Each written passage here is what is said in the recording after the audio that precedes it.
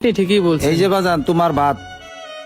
কাকা, আমি তো আপনাকে শুধু বলছিলাম ডাউল দিয়ে ভাত দিতে, আপনি দেখি ভর্তা দিছেন, মাছ দিছেন। ভাই লাঞ্চ করার মতন কি আছে? লাঞ্চ করার মতো মাছ, মাংস, ডিম সবই আছে। এখন আপনি কোনটা দিয়ে খাবেন সেটা বলেন। আচ্ছা তাহলে একটা কাজ করেন, আমাকে 1 প্লেট গরুর মাংস দিয়ে ভাত দেন। কয়দিন ধরে রুহুটা গরুর মাংস খাইতে চাইতেছে, রুহুটাকে তো আর কষ্ট দেওয়া যায় না, 1 প্লেট গরুর মাংস দিয়ে ভাত দেন।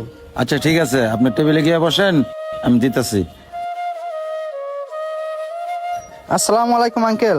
আঙ্কেল, আপনার এখানে কি দুপুরে লাঞ্চ করা যাব? হ্যাঁ, করা যাব। আঙ্কেল, তরকারি কি কি আছে?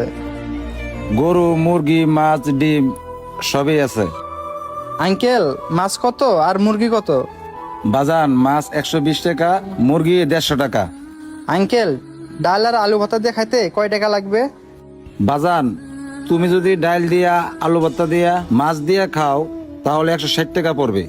আঙ্কেল, আমার ভর্তা মাছ কিছুই লাগবে না, আমাকে 1 প্লেট শুধু ডাউল দিয়ে ভাত দেন, এতেই হবে। এই কাকা একটা চা দেন। আচ্ছা ভাই, আপনি বসেন, আমি দিতেছি।